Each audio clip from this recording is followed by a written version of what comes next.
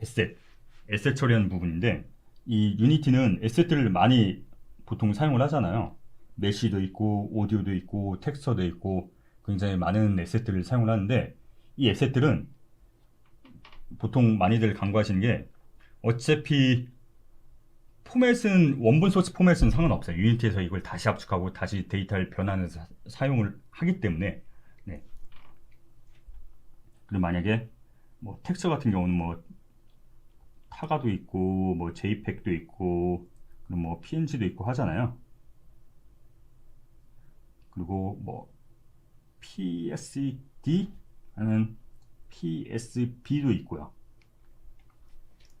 이런 식으로 이미지 포맷들도 다양한데, 많이들 여쭤보신 게 뭐가 제일 가볍냐라고 여쭤보시는데, 사실 유니티 입장에선 이걸 가져와도 포맷을 다시 변환하거든요. 뭐 ETC라든가 PBRTC라든가 ASTC라든가 그렇게 다시 변환을 하기 때문에 원본 포맷이 뭐든 전혀 상관없습니다. 최종 결과물에는 영향을 미치지 않고요. 오히려 PSD나 뭐 PSB 같은 걸 사용하게 되면은 관리하는 측면에서 조금 더 편하긴 하죠. 보통은 이런 걸 염두 안 하고 작업하시면은 포토샵을 작업하고 나중에 PNG로 변환한 다음에 폴더에 집어넣어요. 그렇게 되면 관리가 불편하잖아요. 그렇기 때문에 그냥 PSD 아니면 PSB 원본 포맷 그대로 사용하셔도 최종 결과물에는 전혀 상관이 없습니다. 물론 그건 있겠죠. 뭐 SVN이라든가 기시라든가 그런 게 좀 저장 용량은 먹을 수 있는데, 그거랑은 상관없이 최종 퀄리티에는 연관이 없기 때문에. 그리고 사운드 파일도 마찬가지예요. MP3를 하거나 아니면 OGG를 하거나 전혀 상관없습니다. 어차피 유니티에서 다시 압축해요. 그렇기 때문에 오디오 같은 경우는 그냥 오디오 웨이브 파일이 있으면 그냥 웨이브 쓰시는 것도 괜찮아요. 어차피 이게 MP3를 하게 되면 유니티가 압축을 풀었다가 다시 압축을 하기 때문에 데이터가 손실하는 게 발생할 수도 있거든요. 그렇기 때문에 웨이브 파일 원본 그대로 쓰시는 거 오히려 나을 수도 있어요. 그리고 에셋들 보면은 플랫폼별로 오버라이드 같은 걸 할 수가 있거든요. PSB 사용했을 때 메모리 쪽 이슈 큰 게 없을까요? 라고 물어보시는데, 이게 그러니까 최종 결과물, 최종 빌드한 결과물은 상관없고, 그건 있겠죠. 이제 에디터에서. 근데 보통 작업 PC는 성능 좋은 거 쓰시잖아요. 그러니까 작업 PC는 성능 좋은 거 쓰시고요. 그리고 최종 결과물에는 영향이 없다고 보시면 돼요. 그리고 SM마다 플랫폼별로 다 세팅을 해줄 수가 있거든요. 그래서 그런 부분들 많이 잘 활용을 하셔야 되는데, 좀 진행하면서 계속 설명을 드릴게요. 텍스처. 우선 여러 에셋들 중에 있는데 많이 간과하신 거가, 텍스처가 세팅할 게 워낙 많다 보니까 좀 비효율적으로 사용하시는 경우도 많이 있어요. 그래서 그런 부분을 좀 설명을 드릴게요. 보면 텍스처가 플랫폼별로 오버라이드를 할 수가 있거든요. 그러니까 아이폰용 오버라이드, 뭐 안드로이드용 오버라이드, 뭐 PC용, 그런 식으로 다 플랫폼별로 세팅을 할 수가 있기 때문에 플랫폼별로 세팅을 해주시는 게 좋아요. 그냥 디폴트 상태로 되면 비효율적인 경우가 많이 있거든요. 그리고 보시면은 요 사이즈, 원본 사이즈는 4096 써도 되고요. 솔직히 4096으로 작업하시고 이 플랫폼 오버라이드로 해가지고 2048로 강제하거나 아니면 1024로 강제하시면 돼요. 그래서 원본은 이제 작업하는 사람 입장에서 원본은 크면 클수록 편하긴 하잖아요. 그러고 나서 이 플랫폼 오버라이드로 사이즈를 줄이시면 되기 때문에 이런 부분 꼭 사이즈는 염두해 두시고 작업을 하시면 됩니다. 그리고 보통 모바일 기기가 뭐 시간이 지나면서 성능이 많이 개선되고 있긴 한데, 사실 CPU나 GPU 클럭이 개선된 거에 비해서 메모리 대역폭은 많이 안 늘어나거든요. 그렇기 때문에 아무리 최신 폰이라고 해도 텍스처 사이즈를 4096 그대로 쓰시면 안 되고요. 많아봐야 2048 최신 폰이다. 그럼 많아봐야 2048, 웬만하면 1024로 쓰시는 게 좋아요. 512로 할지 1024로 할지는 그건 실제로 측정을 해보시면서 결정을 하시면 될 것 같고, 4096은 절대 안 됩니다. 아무리 최신 폰이라도. 그 정도로 염두하시면 될 것 같고요. 그리고 텍스처 사이즈 같은 경우는 보통 2048, 1024, 512 이런 식으로 2의 n승, 2n승으로 해야 되거든요. 그런 걸 보통 파워 오브 2 해가지고 POT라고 불러요. 그래서 텍스처 사이즈는 그런 POT 숫자로 하셔야 되고, 아니면은 아틀라스를 활용하시거나. 근데 이런 보통 일반적으로 3D 텍스처 같은 경우는 해당 사항이 별로 없겠지만 2D 스프라이트 같은 경우는 파일로 다 따로 만든 다음에 이걸 스프라이트 아틀라스로 묶으면은 유니티에서 이 텍스처 아틀라스 기능에 사이즈를 조절하는 게 있거든요. 그래서 1024, 512, 1048 이게 POT 단위로 돼 있어요. 그렇기 때문에 스프라이트 만드실 때는 다 개별 파일로 만들었다가 100x 100짜리 아니면 뭐 50x 50짜리 뭐 그렇게 스프라이트 여러 개 만들어 놓고 나중에 텍스처 아틀라스로 묶는 방식으로 하셔도 괜찮습니다. 그리고 리드 라이트 이네이블, 이걸 많이 간과하세요. 이게 뭐냐면 리드 라이트 이네이블, 이 옵션이 있거든요. 이거는 결론을 먼저 말씀드리면은 웬만하면 끄는 게 좋습니다. 그럼 보통 데이터를 읽을 때 뭐 SSD라고 할게요. 아니면 HDD라든가 이런 저장 장치가 있잖아요. 저장 장치에서 이 데이터를 읽은 다음에 메모리 올리죠. 우선 메모리 올린 다음에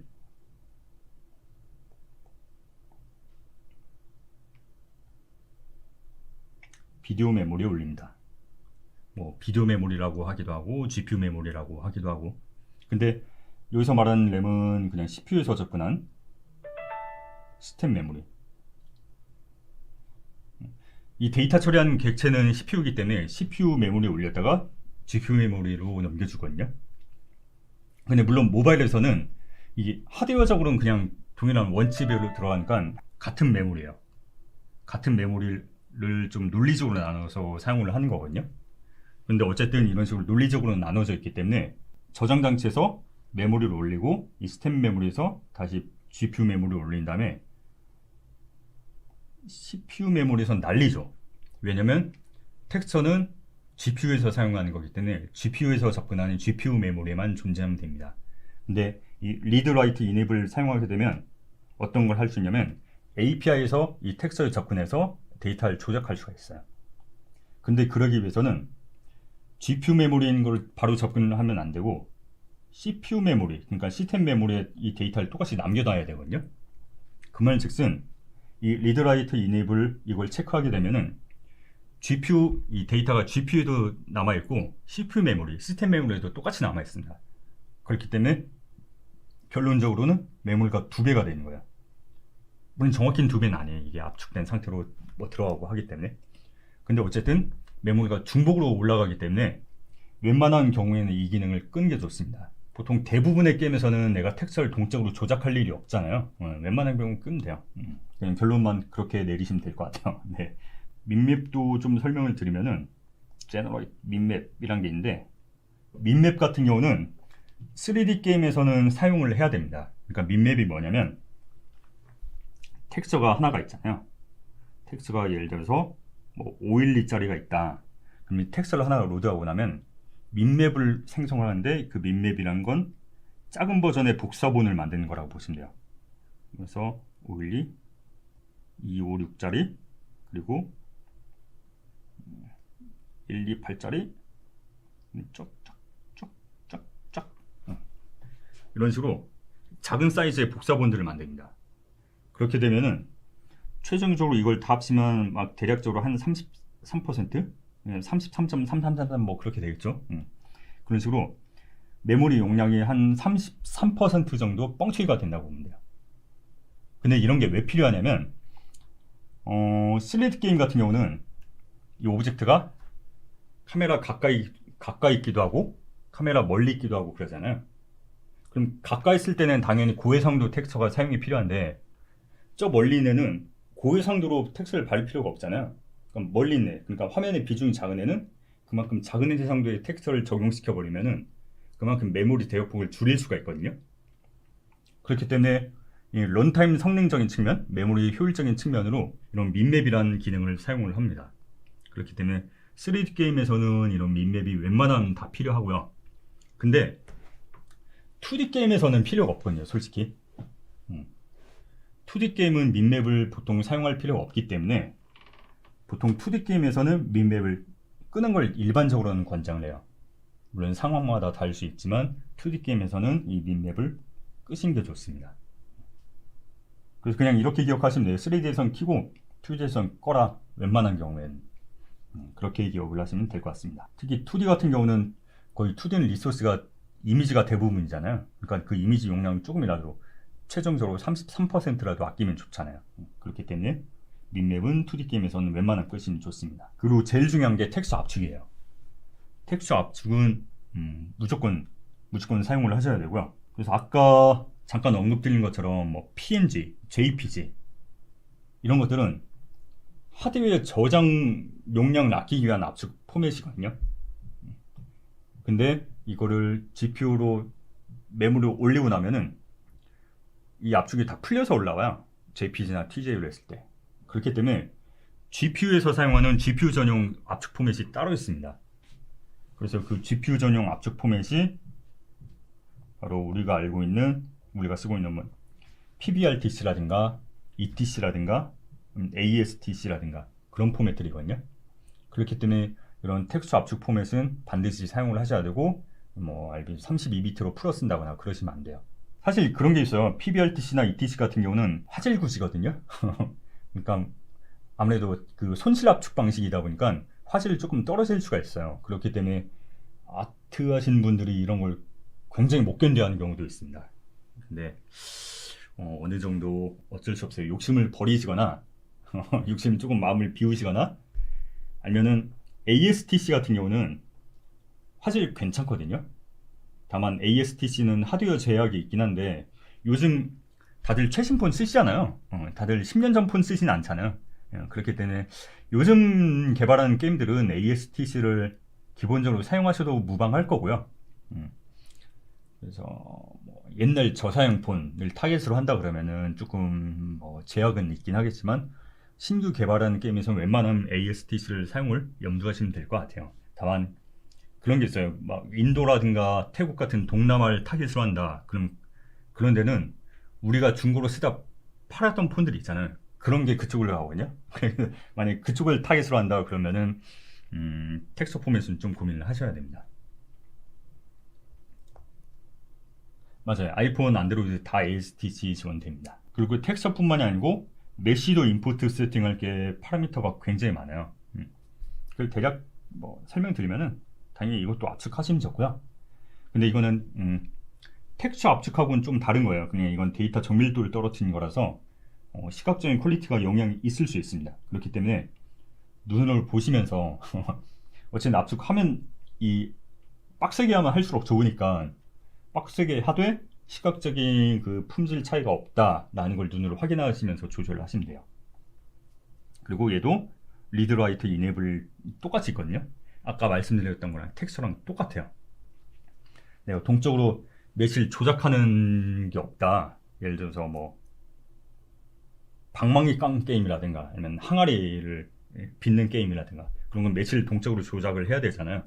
그런 거 아니고 일반적인 뭐 MMORPG라든가 아니면 일반적인 액션 게임이라든가 그런 거에서는 동적으로 메시를 직접 API를 통해서 조작하실 일이 없기 때문에 이 기능은 끄시는 게 좋아요. 아까 텍스트랑 똑같은 컨셉입니다. 그리고 여기도 마찬가지예요. 웬만하면 내가 안 쓰는 것 같다 그럼 끄시면 돼요 일단. 그래서 만약에 움직이는 캐릭터가 아니다. 그러니까 캐릭터, 이런 스키닝 연산이 일어나지 않는 메시 같은 경우는 리그를 끄면 되겠죠. 리깅 끄면 되고 그리고 막 블렌드 쉐입을 일어나지 않아. 보통 게임에서는 블렌드 쉐입을 많이 쓰는 게 캐릭터의 표정에서 많이 쓰거든요. 그런 식으로 블렌드 쉐입을 내가 쓰는 메시가 아니야. 그럼 얘도 끄는 게 낫죠. 리그도 끄고 블렌드 쉐입도 끄고 예를 들어 뭐 배경 건물이다. 아니면 뭐 미사일 오브젝트다. 그런 뭐 리깅도 필요 없고 블렌드 쉐입도 필요 없잖아요. 그런 경우 이런 식으로 끄시면 되고요. 이런 걸 키면 결국 그만큼 연산이 있고 메모리가 늘어나는 거거든요. 그리고 탄젠트 보통 내가 노멀 맵을 쓰는 오브젝트가 아니다. 단순한 총알 같은 경우 아니 미사일 같은 경우는 보통 눈에 잠깐 보이는 거니까 노멀 맵 안 쓰잖아요. 그런 거 같은 경우는 탄젠트 끄시면 돼요. 근데 웬만하면 노멀 없는 오브젝트가 많이 있을까 싶긴 한데 만약에 내가 노멀도 안 쓴다 게임이 그냥 언릿으로 구성되어 있다 그런 경우는 사실 많지는 않을 것 같긴 하지만 근데 탄젠트는 꺼도 되는 경우가 많거든요. 노멀 웹 안 쓰는 경우는 탄젠트 끄시면 돼요. 그리고 뭐 폴리곤 카운트, 당연히 이제 폴리곤 카운트가 많으면은 성능에 영향을 미치니까 폴리곤 카운트도 신경을 써야 되는데, 아까도 말씀드렸지만 무조건 줄이는 게 아니고 뭐 GPU 쪽 병목인지, 그리고 GPU 병목 중에서도 이 폴리곤 처리하는 게 병목인지 그런 걸 체크하시고 줄이셔야 돼요. 근데 이게 이 폴리곤이 병목인지 아닌지 그것까지는 유니티의 기본 프로파일러로는 측정하기 힘들거든요. 그렇기 때문에 제가 아까 말씀드렸던 엑스코드라든가 아니면 뭐 안드로이드 그 스냅드래곤 프로파일러라든가 그런 식으로 벤더에서 제공하는 프로파일러들 사용하면은 이게 폴리곤이 부하인지 아닌지도 체크를 할 수가 있거든요. 그렇기 때문에 유니티 기본 프로파일러 외에도 GPU 쪽을 측정하고 싶으면 벤더에서 제공하는 프로파일러를 사용을 하시는 게 좋습니다. 그리고 뭐 이런 식으로 뭐는 끄고 뭐는 켜고 막 옵션들 건들 게 많잖아요. 이걸 매번 에셋을 가져올 때마다 이런 식으로 체크를 하게 되면 사람이 실수를 할 수밖에 없어요. 그렇기 때문에 프로세서 자동화도 만들 수 있거든요. 그래서 모델 가져올 때, 뭐 그리고 메시를 가져올 때, 그리고 뭐 텍스처 가져올 때도 마찬가지고 이런 식으로 에셋 프로세서가 있어요. 에셋 프로세서가 있기 때문에 이런 걸 코드로 처리하시면은 한 방에 해결할 수가 있습니다. 다만 프로그래머 혼자 마음대로 하시면 안 되고요. 당연히 이제 아티스트하고 작업자하고 논의하시면서 당연히 하셔야겠죠. 이런 식으로 한 방에 처리할 수가 있습니다. 사실 제가 아이폰 엑스코드 같은 경우는 아까 영상을 보여드렸던 강자록으로 만들어서 올려놓긴 했는데, 안드로이드용 툴도 제가 언제 시간 내서 한번 만들어서 올릴게요. 우리 쭉쭉 넘어가서 그래픽 쪽을 한번 다뤄보도록 하겠습니다. 그래픽 쪽은 많아요. 다룰 내용이 많긴 한데 좀 포인트다, 중요하다 싶은 부분 위주로 다룰게요. 그래서 최신 버전부터는 아마 URP가 기본일 거야. 아마 물론 선택할 수 있긴 한데 저희가 URP 위주로 그 기능들을 업데이트하고 있거든요. HDRP 아니면 URP 위주로 올리고 있는데, 모바일 게임에서는 당연히 URP 파이프라인을 쓰시는 게 좋고요. 기존 파이프라인보다는 URP를 쓰시는 게 성능적인 측면으로 좋습니다. 그렇긴 한데, 그렇다고 해서 이건 개인적인 견해긴 한데, 라이브 서비스 중인 게임을 URP로 옮기는 거는 모험심이 강하시면 하시면 좋긴 한데 좀 보수적으로 접근하셔야 돼요. 뭐 파이프라인 올린 것 뿐만이 아니고 라이브 중인 게임은 웬만하면 뭔가 안 변하는 게 좋긴 하거든요. 근데 게임이 조금 너무 오래돼서 뭔가 이제 앞으로 모르겠어요. 이건 따져 보셔야 될 거예요. 그렇기 때문에 URP로 변환하고 하는 거를 하려면은 이 전담 팀이 있어가지고 전담 팀이 그걸 좀 자세하게 하셔야 돼요.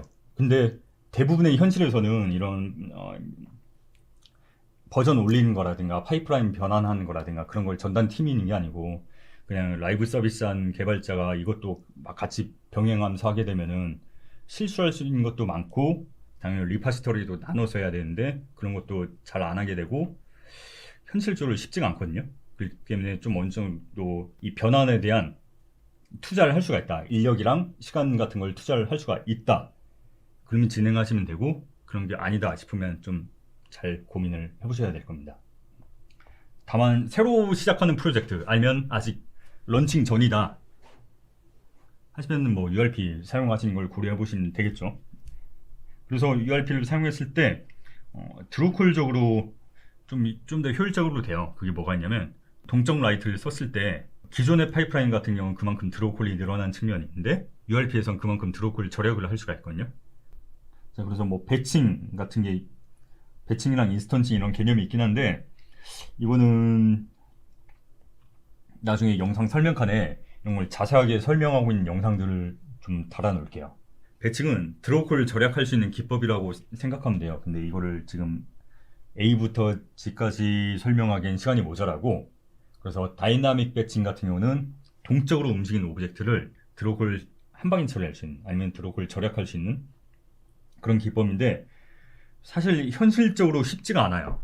다이내믹 배칭은 될 수 있는 경우가 거의 없고 안 된 경우가 더 많다고 보시면 돼요. 그렇기 때문에 스태틱 배칭을 적극적으로 활용을 하셔야 되고요. 그래서 뭐 배경 오브젝트라든가 그런 거는 스태틱, 정적으로 움직이지 않는 오브젝트들이기 때문에 스태틱 배칭으로 처리하시는 게 좋아요. 다만 스태틱 배칭 처리하게 되면 그만큼 메모리가 늘어날 수가 있거든요. 왜냐면 예를 들어서 수염차가 두 개가 있다. 그럼 메시는 하나인데 이 스태틱 배칭을 하게 되면 이 두 개를 메모리 올린다고 보면 돼요. 그렇기 때문에 메모리랑 런타임 성능이랑 이런 정도 밸런스가 좀 필요하거든요. 근데 웬만한 경우에는 스태틱 배칭을 쓰시는 게 좋고요. 근데 아니 맵이 너무 광활하다, 막 오픈월드다, 아니면 맵이 너무 크다, 그러면 스태틱 배칭 할 거랑 안 할 거랑 좀 구분하시면 좀 전략을 섞는 방식으로 가시는 게 좋아요. 그렇기 때문에 당연히 이건 프로파일링을 하고 측정을 하고 난 후에 결정을 해야겠죠. 그리고 GPU 인스턴싱도 있고 뭐 SRP 배칭도 있고 한데 이런 거는 저희가 세션에서 여러 번 설명한 게 있기 때문에 그건 영상 링크를 이따가 달아놓도록 하겠습니다. 자, 그리고 프레임 디버거. 그러니까 아까 계속 드로콜 설명했잖아요. 드로콜에 대해서 언급을 했잖아요. 근데 이 드로콜을 프레임 디버거라는 기능을 통해서 디버깅을 할 수가 있습니다. 그렇기 때문에 프레임 디버거도 원래는 이것도 다 데모를 통해서 보여드리려고 그랬는데 이 프레임 디버거 설명한 영상도 저희가 만들어 놓은 게 있기 때문에 그것도 영상 설명을 달아놓도록 하겠습니다. 그리고 URP를 쓰게 되면 동적 라이트를 좀 더 사용할 수가 있다고 했잖아요. 근데 그렇다고 해서 무작정 무한하게 사용할 수 있는 건 당연히 아니죠. 동적인 라이트는 성능 영향을 미친다는 것을 반드시 염두에 두시고요. 그렇기 때문에 웬만하면 이런 동적 라이트 말고 스태틱 라이트, 그러니까 뭐 라이트 맵이라든가 라이트 프로브라든가 그런 걸 사용하시는 걸 권장드려요. 아무리 URP라고 해도 동적 라이트는 사용하는 건 아무래도 조심을 하셔야 되고요. 그래서 아예 쓰지 마라라고 하는 건 아니지만 그래도 어느 정도 성능을 먹고 있다는 거 정도는 염두하시고 사용을 하시면 돼요. 그렇기 때문에 라이트 맵이라든가 라이트 프로브 이런 걸 많이 사용하는 걸 권장을 드리고요. 그리고 그림자는 웬만하면 끄는 게 좋아요. 솔직히 그 유니티에서 제공한 동적 그림자 같은 경우는 섀도우 맵이라는 기법을 사용하게 되는데 그걸 사용을 하게 되면은 GPU 성능도 먹고 드로우콜도 추가적으로 많이 먹게 됩니다. 물론 이게 캐스케이드를 몇 단계로 하냐 뭐 그에 따라서 다 다르긴 하지만 어쨌든 드로우콜도 많이 추가가 되고 GPU 성능도 그만큼 많이 먹습니다. 그렇기 때문에 보통 이런 그래픽을 굉장히 중요하시는 게임에서는 당연히 그림자를 사용하는 게 좋겠지만 그렇게 되더라도 뭐 캐릭터, 중요한 플레이 캐릭터라든가 내 가까이 있는 캐릭터들 걔네들만 좀 켜주고 그냥 작은 프랍이라든가 그런 데는 좀 끄거나 그런 식으로 좀 그림자 사용하는 정책을 좀 나누시는 게 좋고요. 아니면은 탑다운 게임이라든가 아니면은 뭐 RTS라든가 예를 들어 RTS라든가 캐릭터가 작게 보이는 애들은 그냥 보통 블랍 섀도우라고 하는데 그냥 판테기를 밑에 그냥 까는 거예요. 실제 그림자가 아니고 그림자처럼 보이는 판테기를 깔거나 플래너 섀도우라고 해가지고 별도로 메쉬를 압축해서 그림자처럼 표현하는 방식이 있거든요. 그러니까 여러 가지 좀 트릭들이 있으니까 그림자를 우에서 표현할 방식들이 많이 있으니까 그런 것도 염두를 고려해 보시면 괜찮을 거예요. 그리고 아까 말씀드렸던 것처럼 라이트 맵이라든가 라이트 프로브 사용하시면 좋고요. 그래서 라이트 맵 같은 경우는 이 문서에서 조금 개념 같은 거 설명을 잘 해주고 있어요. 사용법을 설명을 잘 해주고 있고 개념을 여기서 설명을 하고 있구나. 딱 이거예요. 라이트 맵은 말 그대로 빛의 결과물을 텍스처로 만들어 놓은 거예요. 그래서 오브젝트에다가 그 텍스처를 씌워가지고 라이팅 효과를 낸 거거든요. 그렇기 때문에 엄밀히 말하면 실시간 라이트는 아닙니다. 근데 라이트 결과물을 텍스처를 적용해놔서 그 결과물을 입히니까 지금 라이팅을 바꾸는 것처럼 보이는 거죠. 그렇기 때문에 이거 실시간 연산이 들어가는 게 아니기 때문에 당연히 라이트 맵은 쓰시는 게 좋고요. 그리고 라이트 프로브 동적, 그러니까 이거 같은 경우는 정적인 오브젝트에밖에 적용을 못 하잖아요. 그러니까 배경 같은 그런 정적인 오브젝트에밖에 적용을 못 하는데, 동적인 오브젝트는 라이트 프로브를 사용하시면 좋습니다. 그리고 라이트 프로브는 이렇게 막 동그라미 이렇게 있잖아요. 여기도 있고, 이런 식으로 어떤 공간의 라이트 결과물을 저장을 해 놓는 거예요. 그렇기 때문에 라이트 프로브가 있고, 그리고 오브젝트가 지나가면 이 결과물에 이 오브젝트가 영향을 받아요. 물론 디테일하게 표현할 수 없고, 그러니까 뭐 정밀도도 떨어지고 뭐 스페큘러도 표현 못하고 그런 식으로 여러 가지 제약들은 있긴 하지만, 어쨌든 이쪽으로 갔을 때 뭐 밝았다가 이쪽으로 왔을 때 어두웠다가 이쪽으로 갔을 때 뭐 빨간색이 영향을 더 받았다가, 그런 식의 빛의 변화가 중요한 거잖아요. 그렇기 때문에 그런 걸 표현하기 위해서는 라이트 프로브를 사용하시면 됩니다. 요거 LOD 당연히 사용하시면 좋고요. 탑다운 같은 경우는 LOD가 굳이 필요 없겠지만, 프리 카메라 같은 경우는, 자유시장 카메라 같은 경우는 LOD를 쓰시는 게 좋고요. 그리고 오브젝트 컬링도 사용하시면 좋은데, 이 오클루전 컬링 같은 경우는 어떤 개념이냐면, 만약에 카메라가 이렇게 있어. 카메라가 있고 판때기가 있습니다. 뭔가 벽이 있어요. 그리고 그 뒤에 어떤 오브젝트가 있어요. 그럼 이 카메라 입장에서는 이 판때기 가려져 가지고 이 뒤에 있는 오브젝트가 보이지 않잖아요. 그런 오클루전, 그러니까 이 어떤 물체가 물체에 의해서 차폐되는 걸 그렇게 컬링을 해주는 거예요. 그럼 이런 상황이 되면 이 공은 아예 렌더링이 거치지 않는 거죠. 그렇기 때문에 오클루전을 활용할 수 있는 상태면은 오클루전을 사용하는 게 좋은데, 문제가 뭐가 있냐면, 이런 실내, 인도어, 보통 인도어라고 하잖아요. 이런 건물이라든가 이런 실내 같은 경우는 이 오클루전 활용하기가 좋습니다. 근데 아웃도어 같은 경우는 이럴 수 있는 경우가 많지가 않아요. 사실 아웃도어 같은 막 광활한 들판에 막 뛰어다니면서 막 몬스터 때려잡고 그런 상황이다. 그러면은 오클루전 컬링이 오히려 비효율적이 될 수도 있습니다. 그러니까 가려진 건 없는데 괜히 그 공간 데이터를, 오클루전 데이터를 막 구성하고 하느라고 추가적인 뭐 메모리도 늘어나고 오히려 비효율적일 수도 있거든요. 그렇기 때문에 게임 특성에 따라서 이 오클루전 컬링을 사용할 수도 있고 사용 안 할 수도 있습니다. 무조건 사용해야 되는 건 아니에요. 근데 어떤 경우도 하냐면, 이 광활한 뭐 가려진 것도 없는데 막 오클루전 컬링 쓰고 그런 데도 있긴 하더라고요. 그래서 그런 건 좀 주의 좀 부탁드리고요. 그리고 모바일기 같은 경우, 아까도 잠깐 언급하긴 했지만 해상도가 워낙 천차만별이잖아요. 그렇게 해상도가 워낙 천차만별이기 때문에, 특히 최신본 같은 경우는 뭐 해상도가 UHD, QHD 막 그렇게 가니까 그 네이티브 해상도 그대로 쓰시면 안 돼요. 그대로 쓰시면 안 되고 조금 해상도를 당연히 조절해서 쓰셔야 되고, 해상도를 조절하게 되면은 문제가 뭐냐면 UI도 같이 뭉개지니까 이게 사용자에게 이 해상도 조작한 게 티가 나거든요.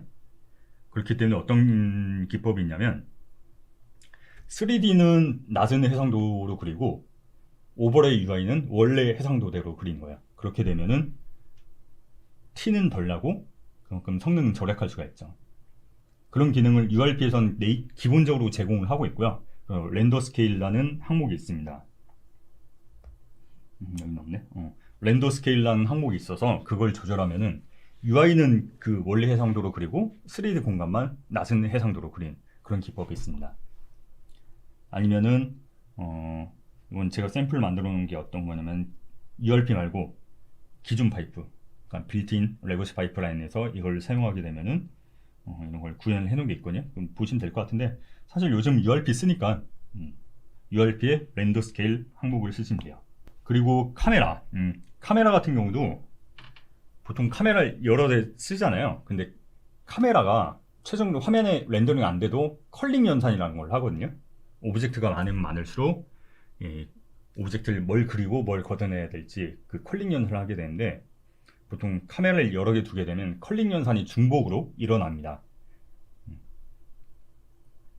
그렇기 때문에 카메라는 쓸데없이 많이 만드실 필요는 없고요. 다만 시네머신은 얘기가 달라요. 시네머신 자체가 카메라가 아니고, 시네머신은 가상 카메라고 실제 카메라는 하나만 존재하는 거기 때문에 시네머신은 상관없는 얘기입니다. 제가 말씀드린 거는 실제 카메라를 여러 개를 박으면은 컬링 연산이 생각보다 많이 먹을 수도 있어요. 그리고 쉐이더 같은 경우도 쉐이더는 당연히 가벼운 쉐이더를 사용하는 게 좋겠죠. 근데 물론 노드가 간단하다고 해서 성능이 무조건 가벼워진 건 아니고, 노드가 좀 무거운 노드도 있고 가벼운 노드도 있고 그러거든요.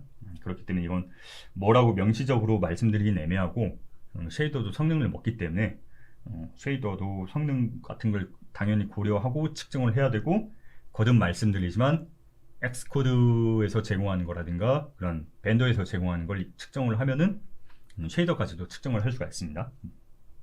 그리고 뭐 오버드로우도 당연히 웬만하면 피하는 게 좋고, 그리고 포스트 프로세싱도, 이게 포스트 프로세싱 같은 경우는 효과마다 성능이 달라요. 천차만별이에요. 그러니까 웬만하면 뭐 컬러 그레이딩 같은 경우는 상대적으로 많이 가볍고요. 아니면 뭐 DOF 같은 거는 무겁고, 그런 식으로 포스트 프로세싱마다 성능이 다르거든요. 뭐 비넥팅 같은 것도 가볍고, 단순히 이제 픽셀 컬러만 바꿔주는 거는 웬만하면 그렇게 무겁지는 않아요. 근데 뭐 DOF도 마찬가지고 SSAU도 마찬가지고, 그런 애들은 막 깊이를 읽어오고, 그래서 깊이 맵이 없으면 얘를 위해서 한 번 더 그려야 되고, 그렇기 때문에 좀 무거운 경우가 많거든요. 샘플링도 여러 번 해야 되고, 그렇기 때문에 포스트 프로세싱마다 성능이 다르다는 점을 좀 인지하시고 하시면 돼요. 그래서 뭐 포스트 프로세싱을 완전 안 쓰는 것도 그건 말이 안 되고, 그렇다고 완전 마음대로 쓰는 것도 말이 안 되고, 그렇기 때문에 어떤 건 켜고 어떤 건 끄고, 그리고 어떤 경우에는 조금 뭐 연출이 가미가 돼야 된다. 그럼 컷신 같은 경우, 컷신이 존재하는 공간에서는 조금 포스트 프로세싱을 빡시게 써줘야 되는 경우도 있잖아요. 그런 식으로 좀 어느 정도 상황에 맞게 쓰시면 돼요. 네. 이건 그래픽 리소스들 처리하는 측면 얘기를 드렸고, API로 접근했을 때 머티리얼 뭐 컬러를 조작한다거나 그런 경우도 있잖아요. 근데 이때 렌더업 머티리얼 이걸 하게 되면, 이걸 호출하는 순간 복사본이 만들어집니다. 비행기라고 해볼게요. 비행기가 이렇게 있습니다. 비행기가 이렇게 있고, 머티리얼이 하나가 있는데 이 두 개 같은 머티리얼을 쓰고 있어요. 근데 얘한테 접근해서 렌더로 머티리얼을 이렇게 호출해 줍니다. 그러면은 얘가 머티리얼 내부적으로 복사본을 만들어요. 그래서 더 이상 이 A랑 B는 같은 머티리얼을 쓰는 게 아니고 두 개 각각 다른 머티리얼을 쓰게 됩니다. 그럼 어쨌든 오브젝트들이 같은 머티리얼을 공유해야 이제 배칭 효율성이 좋아지거든요. 근데 이렇게 되면 배칭이 깨지는 결과가 나타납니다. 그리고 머티리얼을 많이 만들면 많이 만들수록 당연히 비효율적인 측면이 많아지겠죠.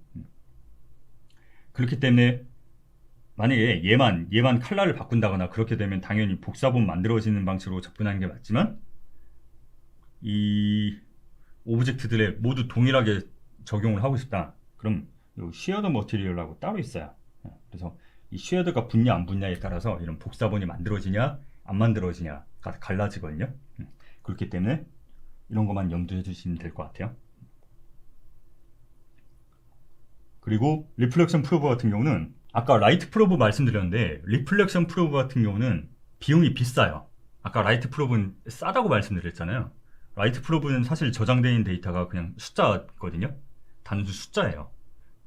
그래서 뭐 구면조 함수 어쩌고저쩌고 해가지고 그 결과물을 저장해 놓은 건데, 여러분들이 그냥 염두하실 거는 그냥 숫자만 저장된다라고 보시면 돼요. 하나, 둘, 셋, 넷, 다, 숫자 9개, 플롯 9개가 저장이 되거든요.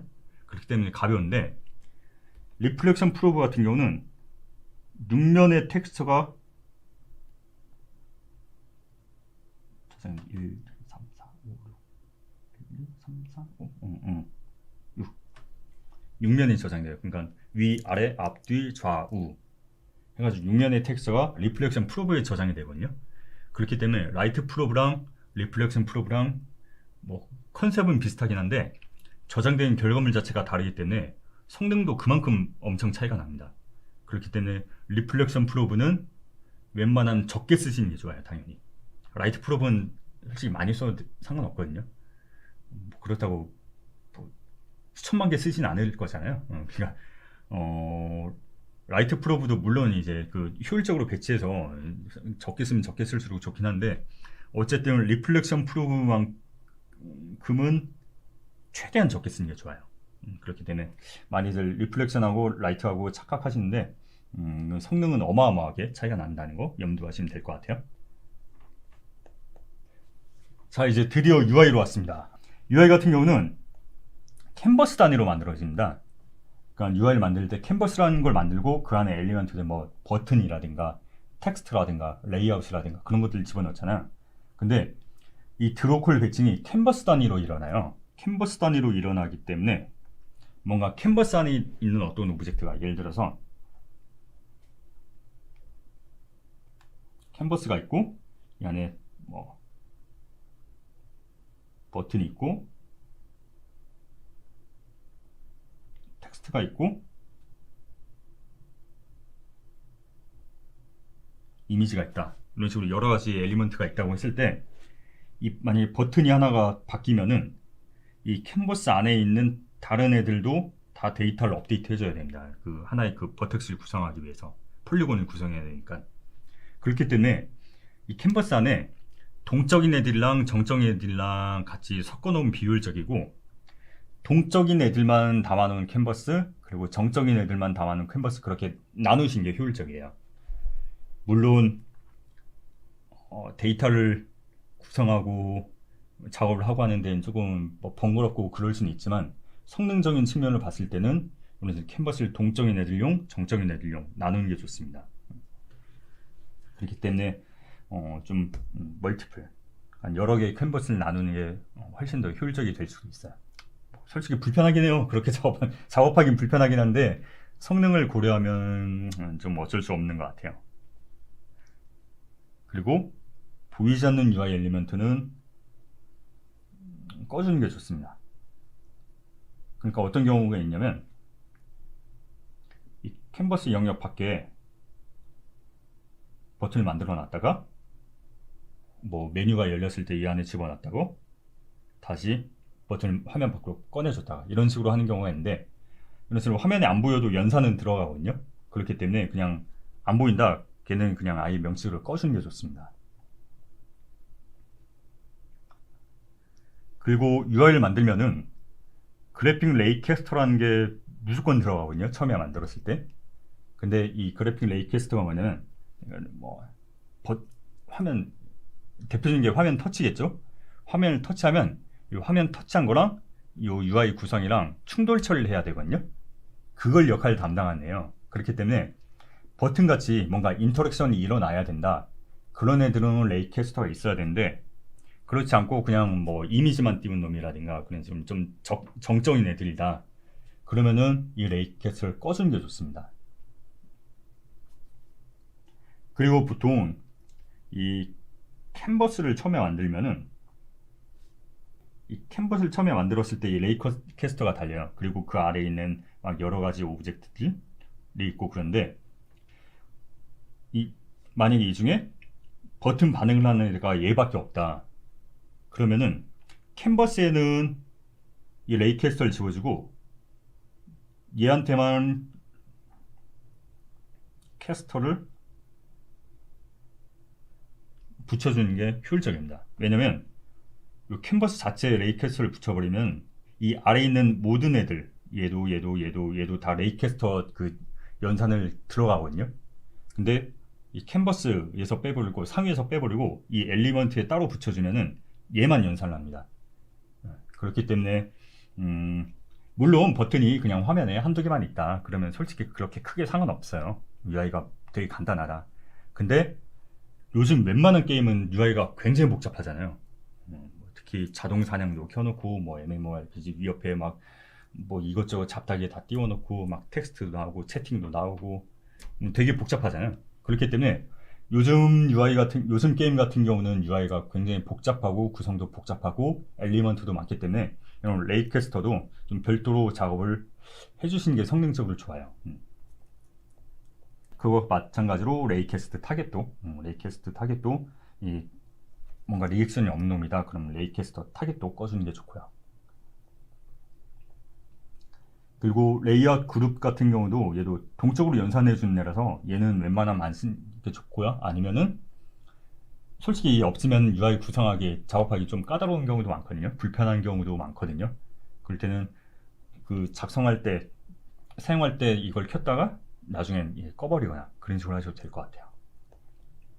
그리고 그리드 뷰 같은 경우도 아까 오브젝트 풀 언급드린 거랑 마찬가지라고 보시면 돼요. 이 그리드 엘리먼트를 몇 개를 풀링 해놔가지고 그걸 좀 동적으로 재활용하는 게 좋고, 매번 할 때마다 막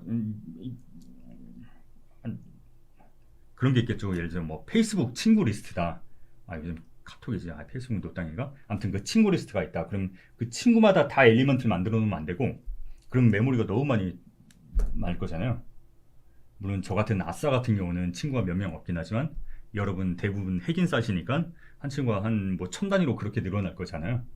그렇게 되면 엘리먼트도 1000개가 만들어지면 안 되기 때문에 엘리먼트는 몇 개만 만들어 놓고 그걸 재활용하는, 이 엘리먼트도 UI 엘리먼트도 풀링 방식을 사용을 하시는 게 좋습니다. 그래서 UI는 생각보다 많이 먹어요. 이게 UI가 쓸데없이라고 표현한 게 맞나? 아무튼 많이 먹어요, 생각보다.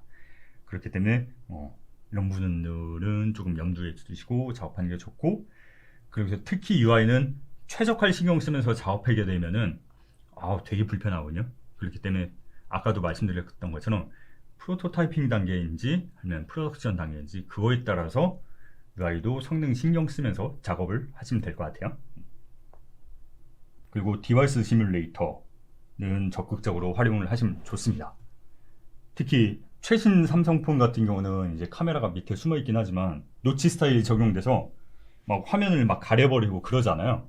그렇기 때문에 이런 디바이스 시뮬레이터를 통해서 확인을 하면서 작업을 하시는 게 좋습니다.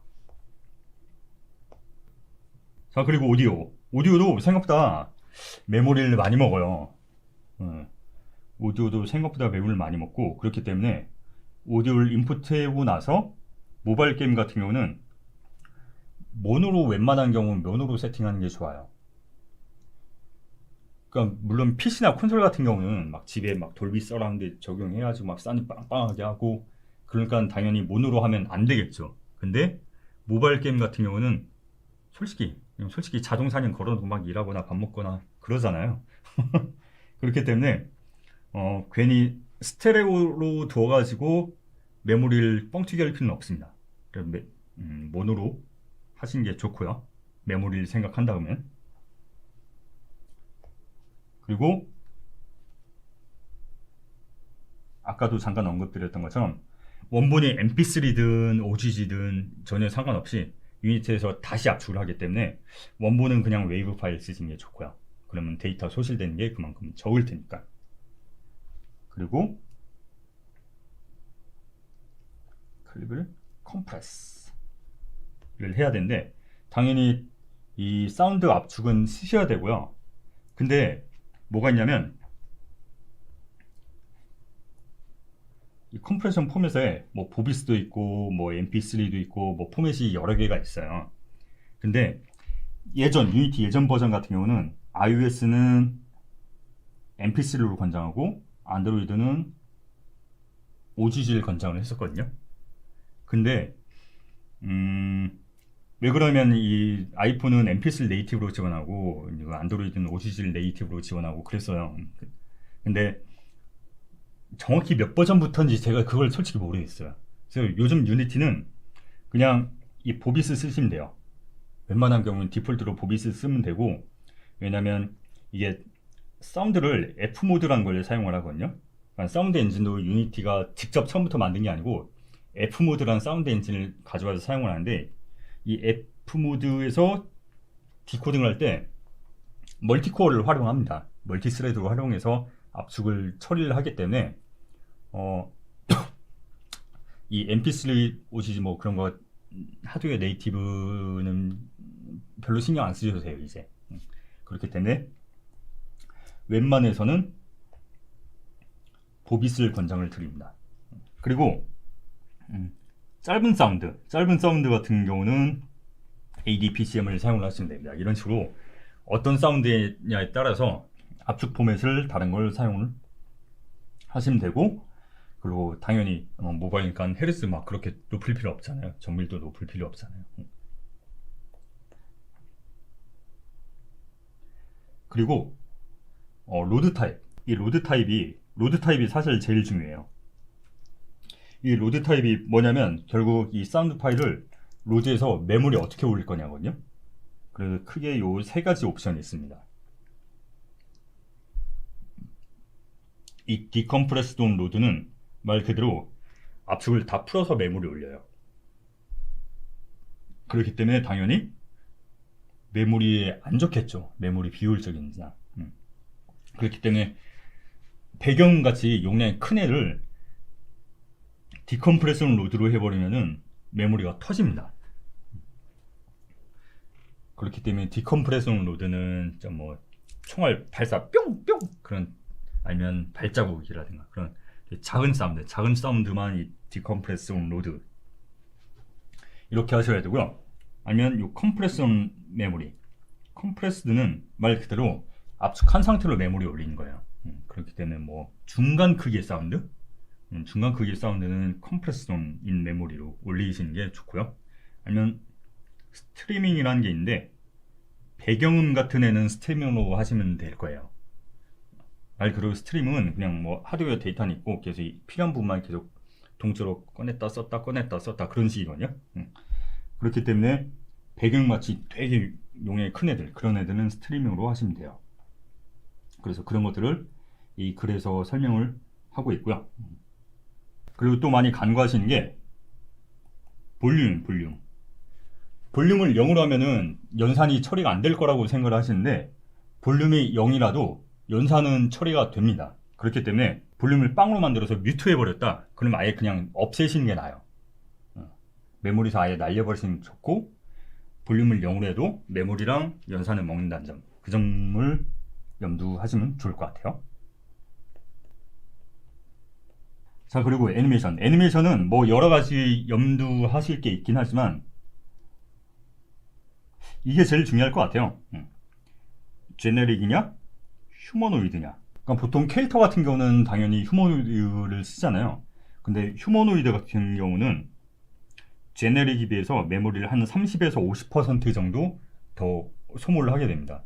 왜냐면 그 사람 체형만이 존재할 수 있는 뭐 여러 가지 데이터들이 있고, 특히 뭐 IK 세팅이라든가 그런 것들이 있기 때문에 제네릭보다 메모리를 더 많이 먹기 때문에 좀 메모리 효율적으로 생각을 한다고 그러면은 제네릭 사용하시면 좋은데, 뭐 메모리 애니메이션 리타겟팅 문제라든가 그런 것들만 없다, 그러면은 메모리적인 측면을 봤을 때 제네릭을 사용하시는 게 좋습니다. 근데 또 휴머노이드만 사용할 수 있는 그런 여러 가지 편리함들이 있잖아요. 그렇기 때문에 뭐가 나을 거냐, 이건 좀 프로젝트마다 저울질을 해보셔야 될 거예요. 그리고 물리도 사실 많이 먹거든요. 물리 같은 경우는 프리베이크 컬리전 메쉬를 해두시면 좋아요. 그러니까 이건 그 충돌 처리하기 위한 내용들을 어쨌든 막 바닥이라든가 벽이라든가 그런 데 다 컬리전들이 있잖아요. 이런 걸 그냥 로딩 타임에 미리 구워놓는다고 보시면 되거든요. 이건 웬만하면 쓰시면 좋아요, 그냥 결론적으로. 그리고 컬리전 매트릭스들, 그러니까 예를 들어서 보통 MMORPG나 그런 거 보면 플레이어하고 플레이어끼리는 충돌 처리를 안 하고 몬스터랑 플레이어만 충돌 처리를 하고, 아니면은 플레이어가 쏘는 총알은 플레이어를 그냥 관통하잖아요. 그런 식으로 이 타입별로 서로 충돌하는 애가 있고 충돌 안 하는 애가 있거든요. 그래서 그런 것들 이 매트릭스로 체크를 하시면 좋아요. 안 그러면은 뭐 플레이어 1이랑 플레이어 2랑 플레이어 3이랑 그런 애들이 서로 다 연산을 하게 되면 그만큼 연산이 늘어나니까 이 컬리전 매트릭스를 사용해서 연산 비용을 줄일 수가 있습니다. 화이팅! 그리고 이 컬라이더 같은 경우도 보면 이 컬라이더가 메쉬 컬라이더가 있고, 아니면 박스라든가 스피어라든가 그런 기본 도형의 컬라이더들이 있잖아요. 그러니까 이런 기본 도형 컬라이더를 쓰시는 게 좋습니다. 예를 들어서 어떤 경우가 있냐면 구체다, 스피어다 그러면은 사실 이 중점이랑 반지름이랑 불치가 얼마나 떨어지냐, 그런 식으로 좀 간단하게 처리할 수 있는 것들이 있거든요. 그러니까 기본 도형들은 이런 식으로 최대한 연산을 간단화시킬 수 있는 그 접근 방식들이 있어요. 그렇기 때문에 이런 기본 컬라이더를 쓰시는 게 좋고요. 메시 컬라이더를 쓰게 되면은 그만큼 최적화할 수 있는 여지들이 많이 사라지기 때문에 메시 컬라이더보다는 이런 기본 도형 컬라이더 이런 것들을 쓰시는 게 좋습니다. 그리고 이런 피직스 디버거가 있거든요. 이걸 많이 사용을 안 하시는데 이런 디버거로 비주얼하게 체크를 할 수가 있으니까 이런 걸 쓰시는 게 좋습니다.